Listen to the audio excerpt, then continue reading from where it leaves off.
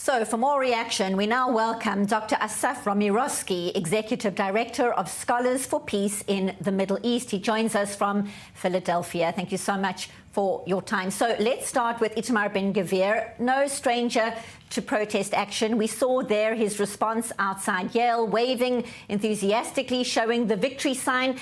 Your thoughts on the far-right leader's visit to the United States right now? It's something that wouldn't have happened during the last administration. Yes, indeed. Well, first of all, thank you for having me as always. Let's contextualize it. I mean, the fact of the matter is that every Israeli official that's been to American college campuses and to European campuses, for that matter, has always been protested. I mean, obviously, Ben-Gvir is a unique individual given his political persuasions and his viewpoints. But that being said, attempts to cancel Israeli speakers as a blanket as a result of representing the state of Israel has been common practice on American college campuses. There's no doubt that Ben-Gvir is generating more, given his viewpoints and his controversial positions in some circles, but there's not anything new in that regard. I will point also that in the past, individuals like Ami Ayalon and Benjamin Netanyahu himself and others who've been to American college campuses have been attempted to be canceled. Ehud Barak back in his day had the same kind of reaction. Tzipi Livni. This is an ongoing practice of Palestinian and Muslim groups on American college campuses to deny any Israelis presence to have these issues. The bigger question is about actually discourse and listening to opinions, even if opinions are not, you don't agree with them. But the fact of the matter is that if a university is about discourse, there should actually be actual discourse and not shutting down, which is what you're seeing an attempt to have happen here and what has been attempted by other Israeli officials over the years. Support for free speech, depending on who is sharing that said speech. Asaf, turning our attention to Harvard, as you well know, it's fighting back, filing a lawsuit to stop the U.S. government from freezing funds to the elite institution. I want to take a look at the latest comments from Donald Trump, taking to Truth Social, saying Harvard is an anti-Semitic far-left institution, as are numerous others, with students being accepted from all over the world that want to, quote, rip our country apart. The place is a liberal mess, allowing a certain group of crazed lunatics to enter and exit the classroom and spew fake anger and hate. It is truly horrific. Your thoughts?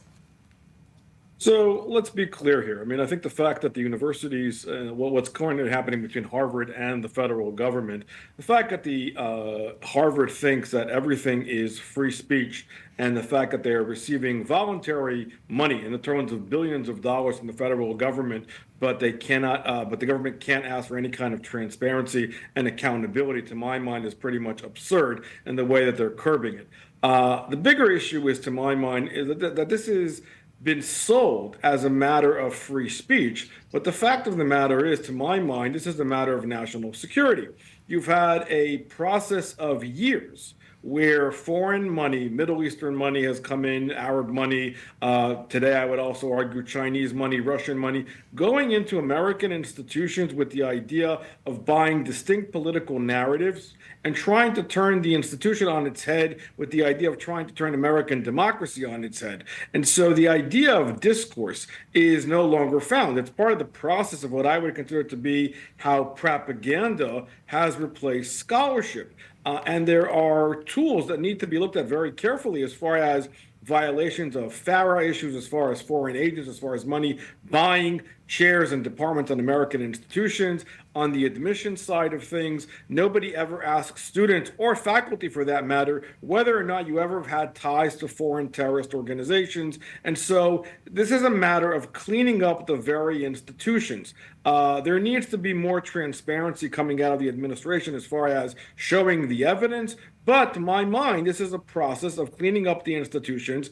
We've all seen and observed, and you and I have discussed this over the past 17 months, the amount of Hamas activity on American college campuses. And so this needs to be cleaned up. But this is a symptom of a larger problem that has been instituted for decades on American institutions, I would argue since the 1960s, as part of a process to hijack the very narrative. And so that's part of winning this war and trying to hold the institutions accountable for what they're actually supposed to be doing and not buying into the propaganda. And that is where we are now, what you're seeing really play out here. Right. And that as far as combating the normalizing of anti-Semitism. Asaf, stay with us because I'd like to bring Michal Kotler-Wunsch into the conversation. She's here in studio, Israel's Special Envoy for Combating Anti-Semitism, nodding furiously as you're speaking, and I'd like to hear exactly why, Michal. So it's, of course, really a pleasure to speak after Asaf and corroborating almost every single thing he said in that order, including having been on those campuses myself, not even in this role of Israel's special envoy, but actually months before October the 7th, to speak about the topic of combating anti-Semitism with human rights, including at NYU, at Yale, at Rutgers, and at other universities where I was received with the same protests and the same demonstrations. And I would say that we have consistently erred on the side of a misnomer, calling them pro-Palestinian. They are not pro-anything. They're anti-Semitic, yes, but they are also anti-U.S., anti-liberal, anti-human rights. In many, many ways, what has happened over time is we're only seeing a manifestation, and I agree 100%, of decades of systematic hijacking and weaponization, including of free speech, of academic freedom, with billions of foreign-funded dollars from Qatar, from China, we now know, have gone into these universities. Of course, not just impacting the lack of free speech, but actually impacting academic freedom. And in many, many ways, this is just one symptom. Anti-Semitism, as always, is the most reliable sign of what threatens humanity and freedom and the dignity of difference. And here, too, and I have said this to many of the university presidents I've met with, including in the last 18 months, universities have a real moment of reckoning. Are they institutions that are mandated and committed to teach people how to think critically, or are they institutions that indoctrinate, that brainwash, teaching students what to think? What we have seen in the last 18 months is the latter. It's a very dangerous prospect. And in many ways, there is nothing other than reclaiming the liberal values that they were supposed to represent. Those liberal values themselves have been hijacked and weaponized to collapse, as Asaf said, the foundations of democracies from within, recognizing the strengths of democracy that we so cherish, of life and of liberty, as weaknesses to weaken democracies from within and, in fact, to collapse them. That's the moment that we are at, and it has absolutely nothing to do with what speaker comes, as I said, including myself, not even in an official position. What we have seen systematically is the result of that continued propaganda, including on university campuses, with a lot of foreign funding that has brought us to this moment in time. And the most important word that I think Asaf said that we have to walk away with is transparency. It is liberal spaces that should be demanding that transparency and accountability, including policies, forget anti-Semitism, existing policies that have not been applied equally and consistently. We know well any rule that is selectively applied is not worth the paper it's written on. Right. That is the moment of reckoning for all university spaces. And Asaf, I'd like to bring you back just briefly, your sense through the prism of the United States right now. Are Jewish students on these elite campuses safe? Your thoughts? First of all, it's always good to be with my friend Michal, so thank you for that as well. I think that there is a beginning of a spotlighting of the fact of the issues.